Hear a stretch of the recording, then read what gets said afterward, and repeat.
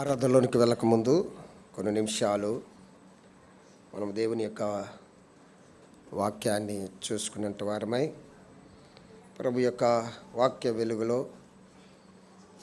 మనలను మనం సరిచేసుకుంటూ ప్రభువుని ఆత్మతో సత్యముతో ఆరాధించలాగున పరిశుద్ధాత్ముడు మనకు సహాయం చేయనుగాక. గలతీయులకు రాసిన పత్రిక అపోస్తలుడైన పౌలు గలతీయులకు రాసిన పత్రిక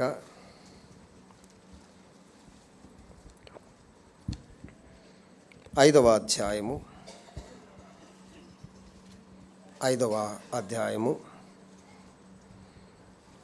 13వ వచనం అందరం కలిపి చదువుకుందాం. గలతీయులకు రాసిన పత్రిక 5వ అధ్యాయము 13వ వచనాన్ని అందరం కలిపి చదువుకుందాం. సహోదరులారా, మీరు స్వతంత్రులకు పిలువబడితిరి. అయితే ఒక మాట, ఆ స్వాతంత్రము శారీరక క్రియలకు హేతువు చేసుకొనక ప్రేమ కలిగిన వారై ఒకరినొకడు దాసులై ఉండుడి. 5వ అధ్యాయము మొదటి వచనాన్ని కూడా చదువుదామండి. 5వ అధ్యాయము మొదటి వచనం అందరం కలిపి చదువుకుందామండి. ఈ స్వాతంత్రం అనుగ్రహించి క్రీస్తు మనలను స్వతంత్రులుగా చేసి ఉన్నాడు కాబట్టి మీరు స్థిరముగా నిలిచి మరలా దాస్యమను కాడి క్రింద చిక్కుకొనకుడి. ప్రార్థన చేసుకుందాం. ప్రభు సహాయం. ప్రేమగల తండ్రి, అత్యంత కృప కనికరము కలిగిన దేవా, నమ్మదగిన వాడా, నీకు వందనాలు స్తోత్రాలు తెలుసుకున్నాం. మా ప్రభువును రక్షకుడైన యేసుక్రీస్తు వారి యొక్క శ్రేష్టమైన నామములో ఈ దినము నిన్ను ఆరాధించడానికి మమ్మల్ని తీసుకొచ్చావు తండ్రి. ప్రభు, తీసుకొచ్చిన బిడ్డలందరూ బట్టి కూడా నీకు వందనాలు స్తోత్రాలు. రావాల్సిన వారిని ఇంకా త్వరపెట్టండి ప్రభు. నిన్ను మేము ఎలా ఆరాధించాలో మాకు తెలియజేయండి. ఆత్మీయమైన పాఠాలు మాకు నేర్పండి. ఆత్మీయమైన ఆరాధన మాకు దయచేయండి. ఆత్మతోనూ సత్యముతోనూ నేను ఆరాధించులాగా మమ్మల్ని సిద్ధపరచండి. నీ సన్నిధి మాతో ఉంచండి తండ్రి. ప్రభా, కూర్చున్న వారందరికన్నా అత్యల్పుడను, వారెంతో గొప్పవారు, గనులు తండ్రి.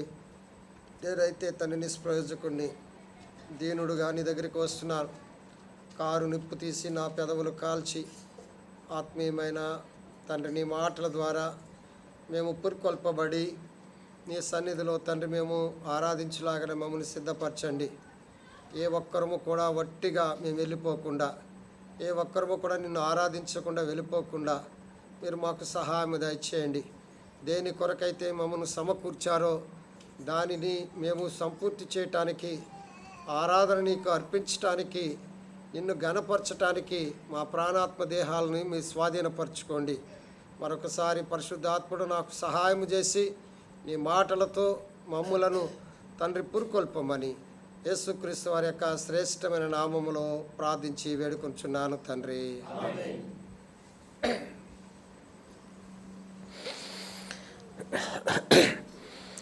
గలతీయులకు రాసిన పత్రిక 5వ అధ్యాయము 13వ వచనములో ఈ మాట ఉంది.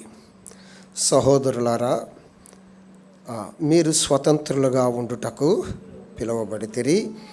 అయితే ఒక మాట, ఆ స్వాతంత్రమును శరీర క్రియలను హేతువు చేసుకునక ప్రేమ కలిగిన వారై ఒకరినొకడు దాసులై ఉండుడి. గలతీయులకు అపోస్తలుడైన పౌలు రాస్తూ గలతీ పత్రిక రాయడానికి మూల కారణం ఏంటంటే, అపోస్తలుడైన పౌలు గలతీ సంఘంలో పరిచర్య ప్రారంభించి లేక అక్కడ సంఘమును ఎంతో కట్టిన తర్వాత గలతీయులు దుర్బోధలకు లోనైపోయారు. అంటే దేవుడిచ్చిన ఆ యొక్క విడుదల, దేవుడిచ్చిన విమోచన, లేక దేవుడిచ్చిన ఆ యొక్క స్వాతంత్రమును ఆ దుర్బోధల వలన వారు ఏం చేశారంటే పాడు చేసుకున్నారు. అందుకనే వారిని హెచ్చరిస్తూ ఈ ఉత్తరం రాస్తున్నాడు అపోస్తలుడైన పౌలు గలతీయులకు. అయ్యా, మీరెందుకు ఇంత త్వరగా మీరు తొలగిపోయారు దేవునిలో నుండి? దేవుడు మీకు మంచి స్వాతంత్రం ఇచ్చాడు కదా, ఆ స్వాతంత్రం నుండి మీరు ఎందుకు తొలగిపోతున్నారు? ఎవడు మిమ్మల్ని భ్రమ పెట్టాడు? ఎవడు మిమ్మల్ని తప్పుడు త్రోవలు నడిపిస్తున్నారు? ఎవరు వారు? చూడండి, 3వ అధ్యాయము 1వ వచనం చదవండి. 3వ అధ్యాయము 1వ వచనం, గలతీయులకు రాసిన పత్రిక 3వ అధ్యాయం 1వ వచనం. ఓ అవివేకులైన గలతీయులారా, మిమ్మును ఎవడు భ్రమ పెట్టాడు?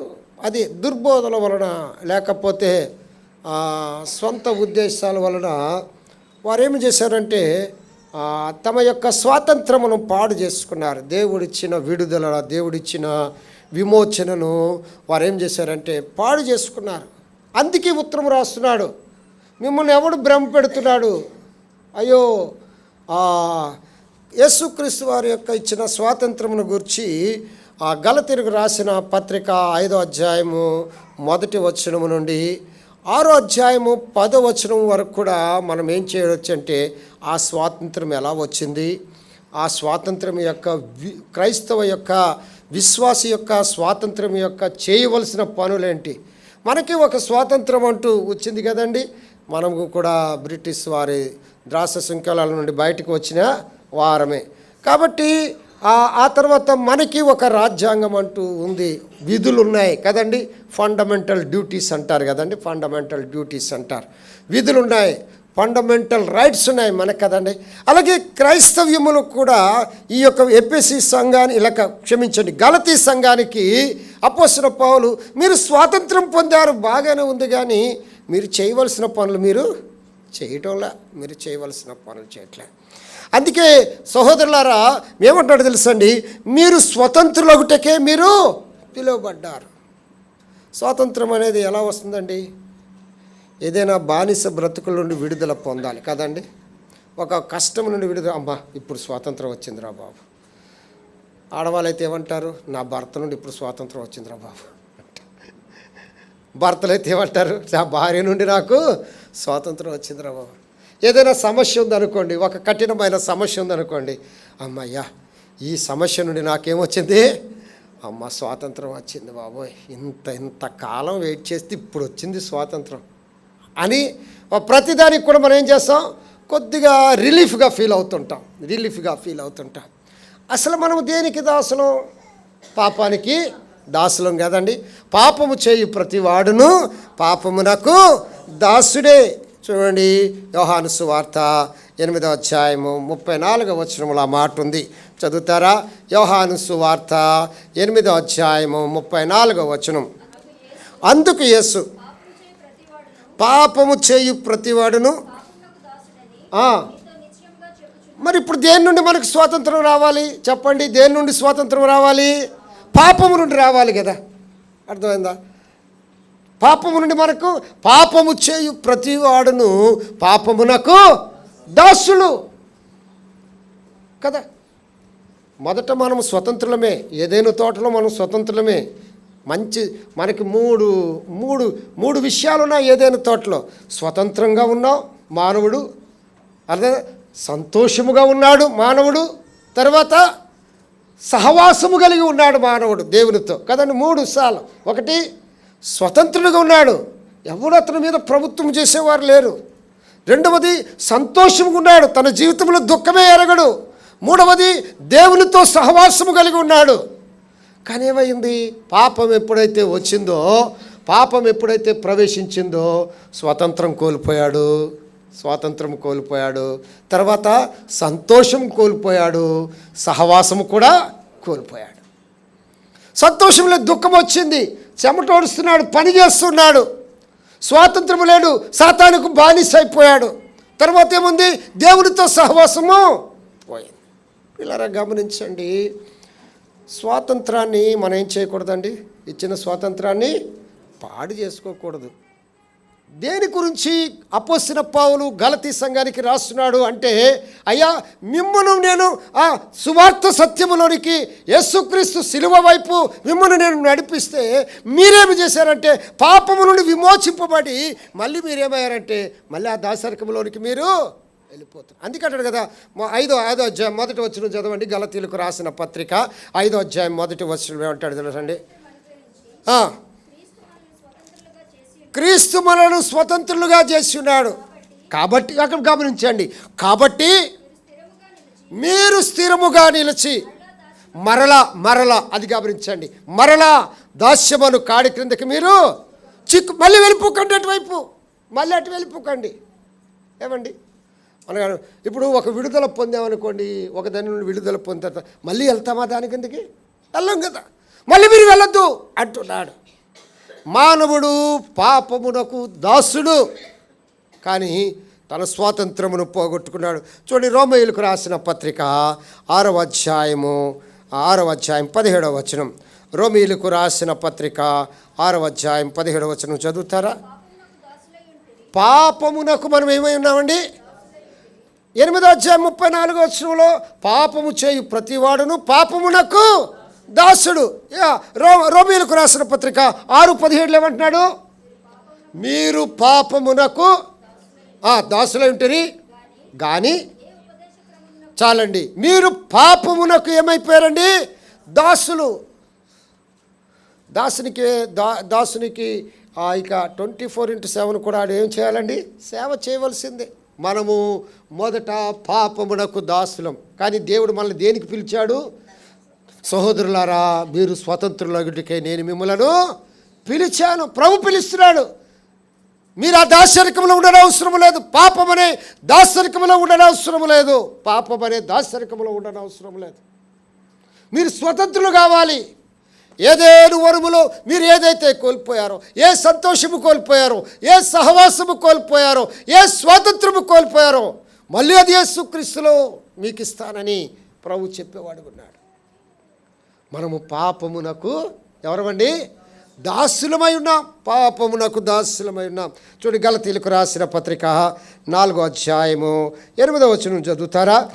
గలతీయులకు రాసిన పత్రిక 4వ అధ్యాయం 8వ వచనం. ఆ కాలమంది అయితే మీరు దేవుని ఎరుగని వారై. దేనికండి దాసులం? దేవుడు కాదు, కానీ దేవుడని దానికి దాసులం అయిపోతున్నాం. ఎంతమంది దేవుళ్ళు కాని వాటిని దేవుడిగా పూజిస్తున్నారు చెప్పండి? ఎంతమంది దేనికి దాసులైపోతున్నారు? దేవుడు కాని వాటికి దాసులమై ఉన్నాం. పాపానికి దాసులము, దేవుని కాని వాటికి మనం ఎలా ఉన్నామండి? దాసులం ఉన్నాం. నిజమే కదా. ఎంతగా కనులుండి చూడలేని వాటిని, చెవులుండి వినలేని వాటిని, నోరుండి మాట్లాడలేని వాటిని కదా ఏమైపోయాం? వాటికి మనము దాసులం అయిపోతున్నాం. వాటికి మనం ఏమైపోతున్నామండి? దాసులం అయిపోయాం. అంటే అన్యమైన విగ్రహములకు మనము దాసులం అయిపోయాం. అవి దేవుళ్ళు కావు, కానీ దేవుడని వాటికి దాసులం అయిపోతున్నాం కదా. అవి దేవుళ్ళు కావు. నిజ దేవునికి దాసులవలసిన మనం ఏమైపోతుంటే దేవుని కాని వాటికి మనం ఏమైపోతున్నామండి? దాసులంగా మారిపోయాం. వాటి నుండి దేవుడు ఏం చేస్తున్నాడు? సహోదరులారా, మీరు స్వతంత్రులగుటకే నేను మిమ్మలను పిలిచాను. స్వతంత్రులగుటకే మమ్మలను పిలిచాం. అంత మాత్రమే కాదు, కానీ 1 కొరింథీయులకు రాసిన పత్రిక 7వ అధ్యాయం 22వ వచనం చదువుతారా? 1 కొరింథీయులకు రాసిన పత్రిక 7వ అధ్యాయం 22. ప్రభువునందు పిలువబడిన దాసుడు ప్రభువు వలన స్వాతంత్ర్యం పొందినవాడు. ఆ ప్రకారమే మనము ప్రభువునందు పిలువబడ్డాం కాబట్టి ప్రభువునందే మనం స్వతంత్రం పొందాం. గమనించండి ఈ మాట. మళ్ళీ ఎవరు పిలిచారండి? ప్రభు పిలిచాడు. సహోదరులారా, మీరు స్వతంత్రులొకటికే పిలువబడితిరి. మళ్ళీ ఎవరు పిలిచారు? ప్రభు పిలిచారు. కాబట్టి ఏమన్నాడు చూడండి, ఇక్కడ ఏమన్నాడు? ప్రభువునందు పిలువబడిన దాసుడు ప్రభువు వలన స్వాతంత్రము. ఎవరి వలన స్వాతంత్రం వచ్చింది? మనం అనుకుంటాం కదా, అనేక మంది జాతీయ నాయకులను బట్టి మనకు స్వాతంత్రం వచ్చిందని మనం చెప్పుకుంటాం కదా. కానీ పాపము నుండి స్వాతంత్రము తీసుకొచ్చే ఒకే ఒక వ్యక్తి ఎవరైనా ఉన్నారంటే ఆయన ప్రభువైన యేసుక్రీస్తు మట్టుకే. ఎందుకంటే ఆయన మన పాపముల కొరకు మన పాప శిక్షనంతటిని ఆయన భరించాడు. అర్థమైంది? మన పాపములను మోసినాడు. మన పాపములను ఆయన భరించినాడు. మన పాపముల కొరకు ఆయన ప్రాణం పెట్టాడు. మన పాపముల కొరకే రక్తము చిందించాడు. మన పాపముల కొరకై ఒక క్షమాపణను నిర్ణయించాడు. మన పాపములు యేసు రక్తములో కడగబడాలని ఆయన ఏర్పాటు చేస్తున్నాడు. పాపములను క్షమించుటకు మనుష్య కుమారునికి భూమి మీద ఏం కలదు? అధికారం ఉంది. ఆ పక్షవాయువు గల వారి దగ్గరికి తీసుకొచ్చేవాళ్ళు ఆ ఇంటి కప్పు ఇప్పి కిందకి దించినప్పుడు ఏమన్నాడు? నువ్వు స్వస్థపడుగా కనలేదు, నీ పాపములు క్షమించబడంటే అందరూ ఏమనుకున్నారు తెలుసా? ఈయనెవరు పాపములు క్షమించడానికి? ఈయనెవరు? వెంటనే వారి మనసు నెరిగి ప్రభు ఏమంటాడు తెలుసా? ప్రభు అన్నాడు, పాపములను క్షమించుటకు మనుష్య కుమారునికి భూమి మీద అధికారం ఉంది. మార్కు 2:10 కదండి. పాపము నుండి స్వాతంత్రము తీసుకురావడానికి ఎవరు తీసుకురాలేదు? ఏ నాయకుడు, ఏ రాజు, ఏ మంత్రి, ఏ గొప్పవాడు, ఏ గనుడు, ఏ దేవుడు కూడా తీసుకురాలేడు. కానీ పాపము నుండి విడుదల కలిగించే ఏకైక వ్యక్తి ఆయనే ప్రభువైన యేసుక్రీస్తు. ఆయన విడుదల తీసుకురాగలడు. ఆయనకు మించిన వారు మరొకరు లేరు. ఎందుకు? పాపము లేనివాడుగా పుట్టాడు, పాపము లేనివాడుగా జీవించాడు, పాపరహితుడిగా ఉన్నాడు. పాప సహితుడిని విడిపించడానికి, ఆ పాపరహితుడు ఈ పాప సహితుడిని విడిపించడానికి, ఈ పాప సహితుడిని విమోచించడానికి, ఈ పాప సహితుడికి స్వాతంత్రం ఇవ్వడానికి ఆయన ఒక్కడే సరిపోయినట్టు వాడు. ఆయన ఒక్కడే సరిపోయినట్టు వాడు. అందుకే కదా మళ్ళీ ఎవరు విడిపించారు చూడండి. 1 కొరింథీ 7:22 అంటాడు కదా, ప్రభువు వలన స్వాతంత్రము. ఎవరి చేత పిలువబడ్డాం? మనము ప్రభువు చేత పిలువబడ్డాం స్వతంత్రులకు. ఆ ప్రభువు వల్లనే మనం ఏమయ్యామండి? స్వాతంత్రము పొందినట్టు వాడు. కొంతమంది దేనికి దాసులు తెలుసా? చాలా విచిత్రం ఇది. దేనికి దాసులు తెలుసా? చూడండి, రోమాపత్రిక 16వ అధ్యాయం. రోమాపత్రిక 16వ అధ్యాయం 18వ వచనం చదువుతారా? అట్టివారు మన ప్రభు అయిన క్రీస్తుకు కాక దేనికి దాసులండి? తిండికి దాసులట. దేనికి దాసులు? చూడండి, మళ్ళీ చదువుతారా? అట్టివారు మన ప్రభు అయిన క్రీస్తుకు కాక. అంటే కొంతమంది దేనికి దాసులండి? తిండికి. వాడి కడుపు, వాడి పోషణ, వాడి తిండి, వాడు వాడు వాడు వాడు వాడు అంతే. వాడే కూర్చున్నానా బాబు? కూర్చోమ్మా బాబు. హలో, చూడలేదైనా? చూడండి, దేనికి దాసులు? చదవండి. తమ కడుపునకే వారు ఇంపైన మాటల వలనను ఇచ్చకముల వలను నిష్కపటుల మనుషులను వాళ్ళు ఏం చేస్తారు? తిండి కొరకాలు ఏం చేస్తారండి? తిండి కొరకాలు ఏం చేస్తారు? చూడండి ఎలా ఉంటారండి. కూర్చోవాలి. చూడండి ఏం చేస్తున్నారండి? తిండి కొరకు వారు ఏం చేస్తారు? ఇంపైన మాటలట. ఇంపైన మాటలు. సిస్టర్ మీరు భలే వండుతారు సిస్టర్. అయ్యో, నేను ఆ ఊరు వెళ్ళాను, నరసరావుపేట వెళ్ళాను, అక్కడిలా చేయలేదండి.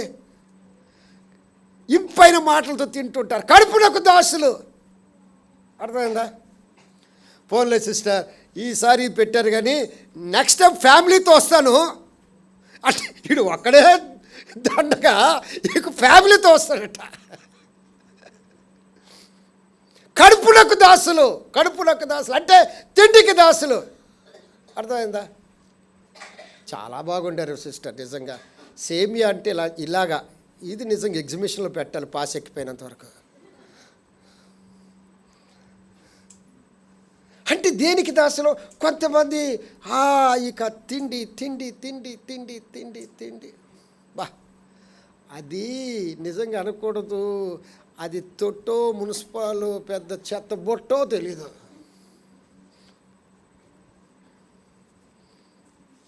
అప్పటికే తింటాడు, అప్పటికే ఇది నిజంగా అనకూడదు. కానీ ఆ ఫుడ్ కోర్టుకి వెళ్తే అన్ని కోర్టులో తినేస్తాడేమాడు. మనము తిండికి దాసులం, పాపములకు దాసులం, దేవుని కాని వాటికి దాసులం కదండి.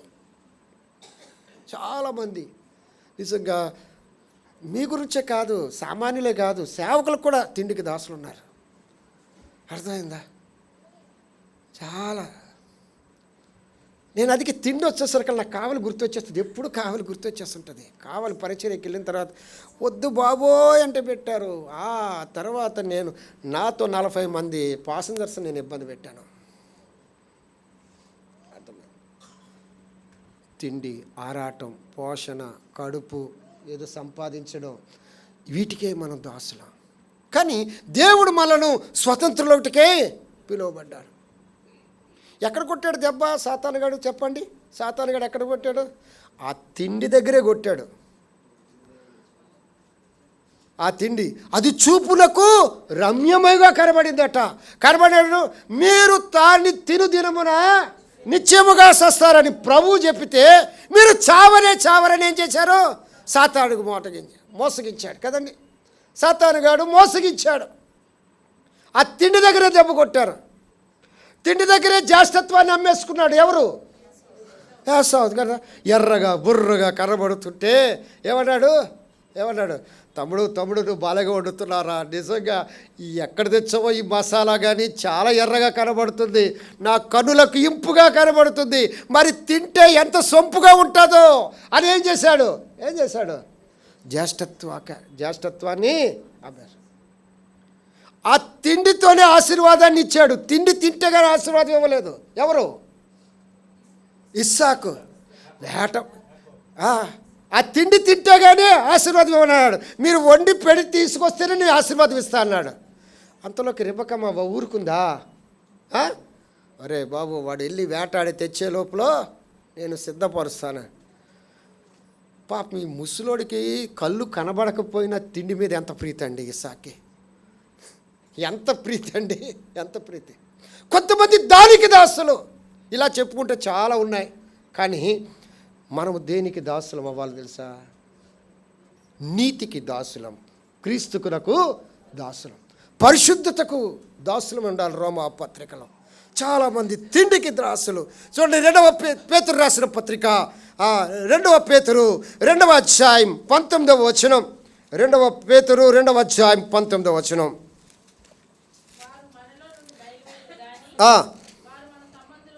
మన సంబంధులు కాదు అమ్మ. 2వ పేతురు 2:19. తామే భ్రష్టత్వమునకు దాసులై ఉండి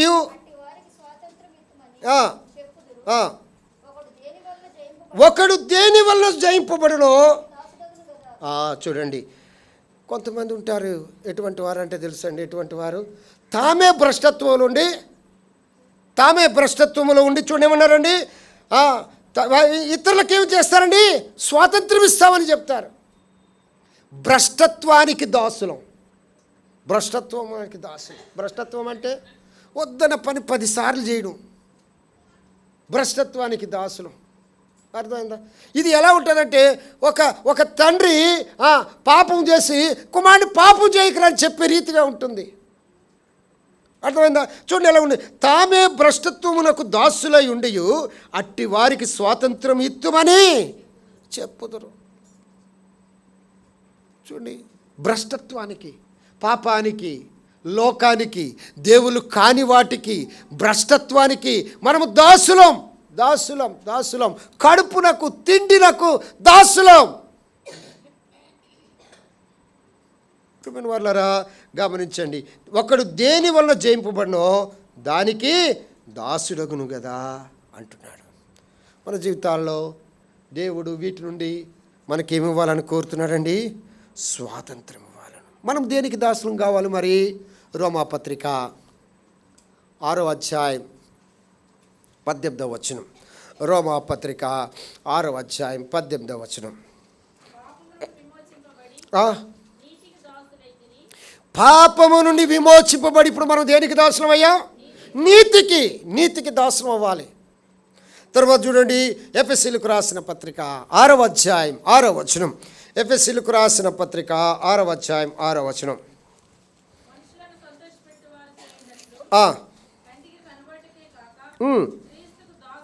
క్రీస్తులకు దాసులమై ఉండాలి. ఎవరికండి? మనుషులను సంతోషపెట్టువారు మట్టుకు కాకుండా మనం దేనికండి? క్రీస్తునకు దాసులుగా ఉండాలి, దేవునికి దాసులై ఉండాలి, నీతికి దాసులై ఉండాలి. మన అవయవాలు కూడా నీతి సాధనముల వలె ఉండాలని ప్రభు కోరుతున్నాడు. చూడండి, 1 పేతురు రాసిన పత్రిక 2వ అధ్యాయం 16వ వచనం. 1 పేతురు రాసిన పత్రిక 2వ అధ్యాయము 16వ వచనం. స్వతంత్రులయుండియు మీ స్వాతంత్రమును, దుష్టత్వాన్ని కప్పి పెట్టడానికి మన స్వాతంత్రం. అందుకంటాడు అపోస్తలుడు పౌలు, ఓ గలతీయులారా, మిమ్మల్ని ఎవడు భ్రమ పెట్టాడు? మీ దుష్టత్వాన్ని మీరు ఏం చేస్తున్నారు? కప్పి పెడుతూ దేవుడిచ్చిన స్వాతంత్రాన్ని మీరు ఏం చేస్తున్నారు? పాడు చేసుకుంటున్నారు. వినియోగపరచక దేవునికి దాసులమై ఉండాలి. దేవునికి దాసులమై, నీతికి దాసులను చేశాడు, క్రీస్తునకు దాసులుగా చేశాడు. దేవునికి మనము దాసులం. అర్థమైందండి? ఒక యజమాని క్రింద ఉంటే ఆయనకి మనం ఎలా దాసులమో అర్థమైందండి. అలాగే దేవుని క్రింద మనం ఉన్నాము కాబట్టి, దేవుణ్ణి ఆరాధిస్తున్నాము కాబట్టి, దేవుణ్ణి సేవిస్తున్నాము కాబట్టి మనం ఎవరికి దాసులం? దేవునికే దాసులం. అంత మాత్రమే కాదు కానీ ఒక మాట చూసుకుందామా? చూడండి, పిలిపిలకు రాసిన పత్రిక, మనకు బాగా తెలిసిన భాగమే, 2వ అధ్యాయము 7వ వచనం. మనుషుల పోలికగా పుట్టి ఆయనే దాసుని స్వరూపము ధరించాడు. మన ప్రభు మన కొరకు మనల్ని స్వతంత్రులుగా చేయడానికి మన ప్రభువు దాసుడైపోయాడు, రిక్తుడైపోయాడు, తన్ను తాను తగ్గించుకున్నాడు. దాసుని స్వరూపము ధరించుకొని తను తానేమైపోయాడండి? రిక్తునిగా చేశాడు. అందుకే మనం దేనికి పిలువబడ్డాం మర్చిపోకండి. ఏమండి? గలతీ 5:13లో స్వతంత్రులగుటకే దేవుడు మనను పిలిచాడు. అయ్యా, మీరు దేవుని కాని వాటికి మీరు పూజిస్తున్నారు, రండి విడుదల పొందండి. అర్థమైందా? పాపమునకు దాసులై ఉన్నారు, రండి విడుదల పొందండి. తిండినకు దాసులై ఉన్నారు, రండి విడుదల పొందండి. అపవిత్ర క్రియలకు, భ్రష్టత్వమునకు దాసులై ఉన్నారు, రండి విడుదల పొందండి.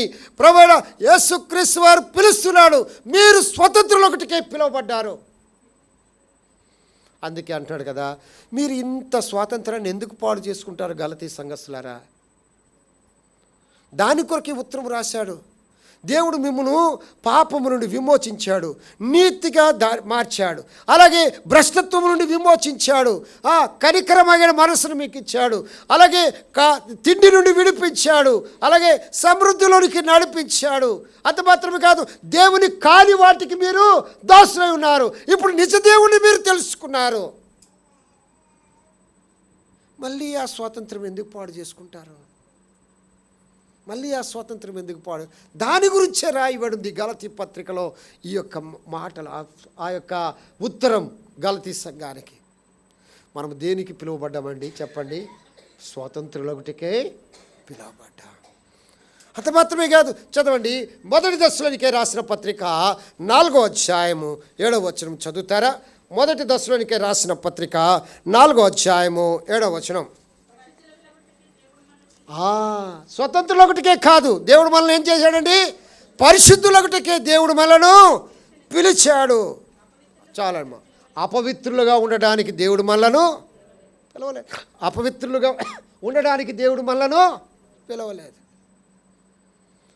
అంటారు కదా. అరే, నువ్వు ఏదో కూలి పని చేయడానికి నేను పిలవలేదురా, నిన్ను కలెక్టర్గా చేయడానికి పిలిచానురా అని ప్రభు పిలుస్తున్నాడు. అర్థమైందా? మన బిడ్డలు ఎలా ఉండాలి అంటే ఎలా ఉండాలండి?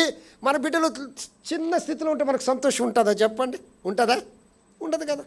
అదే మన బిడ్డ ఉన్నత స్థితిలో కనబడుతుంటే ఎలా ఉంటుంది? దేవుడు మనల్ని అపవిత్రులుగా ఉండడానికి పిలవలేదు, పరిశుద్ధులుగా ఉండడానికి పిలిచాడు. నేను పరిశుద్ధుడు కనుక మీరును. ఎక్కడుంది? 1 పేతురు పత్రిక 1వ అధ్యాయము 14వ వచనం. నేను పరిశుద్ధుడను. లేవియా కాండంలో అనేక సార్లు కనబడుతుంది, నా జనులు పరిశుద్ధులై ఉండాలి అంటున్నాడు. దేవుడు మనలను పరిశుద్ధులొకటికే పిలిచాడు కానీ అపవిత్రులుగా ఉండడానికి దేవుడు మనలను పిలవలేదు. స్వతంత్రులుగా ఉండడానికి పిలిచాడు కానీ దాసులుగా ఉండడానికి దేవుడు మనలను పిలవలేదు. మొదటి కొరింథీయులకు రాసిన పత్రిక 7వ అధ్యాయం, మొదటి కొరింథీయులకు రాసిన పత్రిక 7వ అధ్యాయం 15వ వచనం చదువుతారా? మొదటి కొరింథీయులకు రాసిన పత్రిక 7వ అధ్యాయం 15వ వచనం. అయితే ప్రభువు ప్రతి వానికి ఏ స్థితిని నియమించెనో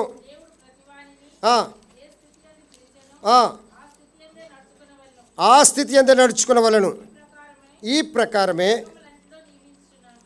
చూడండి, ఏ స్థితిలో మనను పిలిచాడో చదువు 15వ వచనమమ్మా. అది కరెక్ట్, చదవమ్మా. ఎడబాసిన ఎడబాయవచ్చును,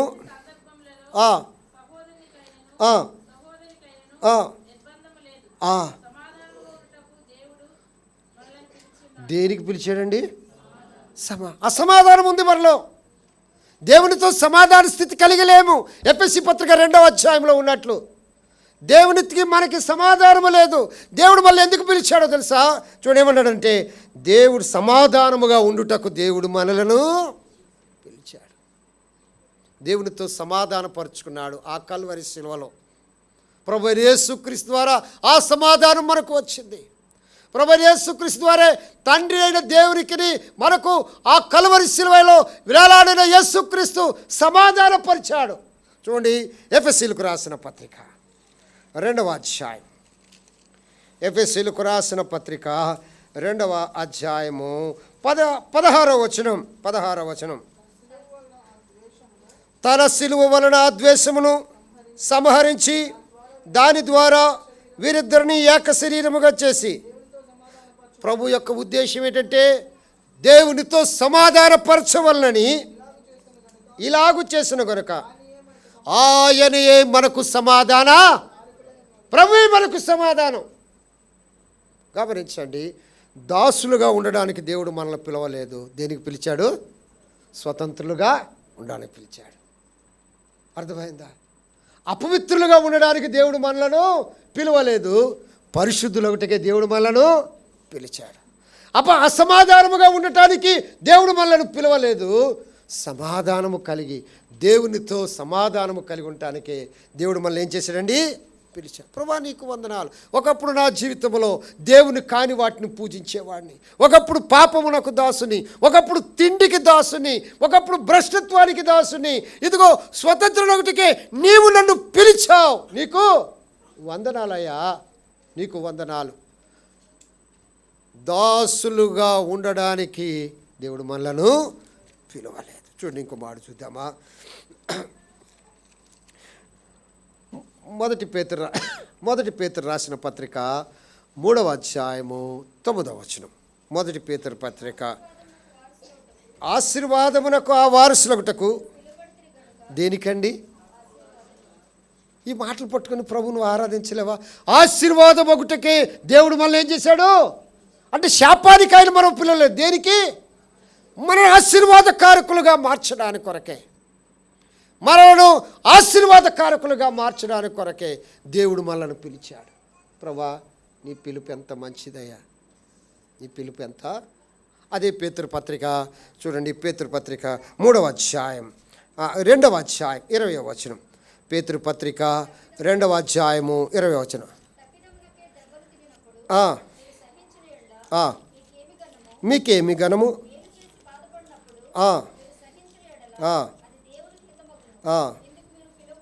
దేనికండి పిలువబడ్డాము? 2:20లో దేనికి పిలువబడ్డామండి? దేవుని కొరకు మనము ఏంటి మేలు చేసి బాధపడడానికి పిలువబడ్డాం. ఇది కొద్దిగా అర్థం కావడం కొద్దిగా కష్టంగా ఉండొచ్చు.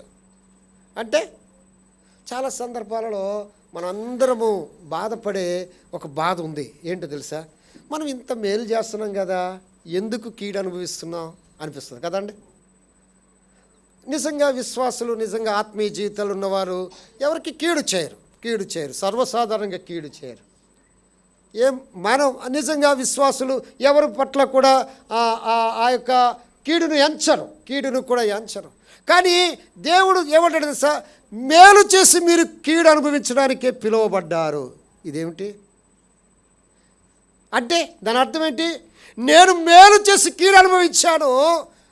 చాలా సందర్భాలు ఉంటాయి, మన సొంత వారి పట్ల కూడా మనకు అలాంటి ఉద్దేశాలు ఉంటాయి. లేకపోతే మనం ఎవరికైనా బాగా ఏది సహాయం చేసి వారి పట్ల కీడు మనకు వచ్చిందనుకో, అది ఎలా ఉంటుందంటే ఏంటి అనిపిస్తుంటుంది కదండి.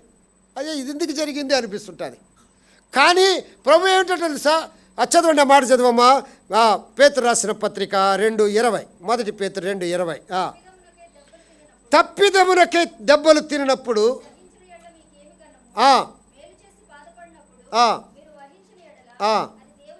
అది దేవునికి హితమగును. దేవునికి ఇష్టమైనది, ఇష్టమైనది దానికే పిలువబడ్డారు. ప్రభువే మేలు చేసి అనేక మందిని బాగు చేసి వారే సిలువ వేశారు. బాగుపడి వారే సిలువ వేశారు కదండి. బాగు చేసిన ఎవరు బాగు చేశారో, ఏ జనుల మధ్య ఆయన అద్భుత క్రియలు చేశారో, ఎవరి మధ్య ఆయన తిరుగులాడుతూ అనేక మందికి ఆహారం పెట్టాడో, 5 రొట్టెలు 2 చేపలు అనేక మంది ఎవరు తిన్నారో వారే కేకలేశారట, సిలువ వేయము, సిలువ. మేలు చేయడాన్ని, మేలు జరిగి కూడా కీడుకే నువ్వేమేవాడండి, ప్రభువా నీకు వందనాలు, అది కూడా ఆరాధించాలి. నువ్వు ఏం చేశానంటే, ప్రభువా నీకు వందనాలయ్యా, కీడును కూడా నాకు ఆశీర్వాదకరముగా మార్చే దేవా నీకు వందనాలు. చాలా అనుభవపూర్వకంగా మనకు తెలిసి ఈ సంఘటనలు చాలా అనుభవపూర్వకంగా మనము ఎరిగినట్టు వారు ప్రతి కుటుంబాలలో అనుభవపూర్వకంగా మేలు ఎంచుతాం, కీడు జరుగుతూ ఉంటుంది, కీడు అనేది జరుగుతూ ఉంటుంది. అర్థమైంది? అయినప్పటికీ కూడా దేవుడు ఏం చేశాడంటే, నాకే జరిగింది మీకు జరగకపోవడానికి కారణం ఏంటి అంటాడు ప్రభు. అర్థమైంది? ప్రభా నీకు వందనాలు, దీనిని బట్టి నేను స్తుతిస్తున్నాను దేవా, ఎందుకు మమ్మల్ని పిలిచావయ్యా, నీకు వందనాలని ప్రభుని స్తుతించాలి. ఆఖరికి ఒక మాట చూసుకుందాం. ఎఫెసీయులకు రాసిన పత్రిక 4వ అధ్యాయము. ఎఫెసీయులకు రాసిన పత్రిక 4వ అధ్యాయము 4వ వచనం చదవండి. 4వ అధ్యాయం 4వ వచనం ఎఫెసీ పత్రిక. ఒక్కడే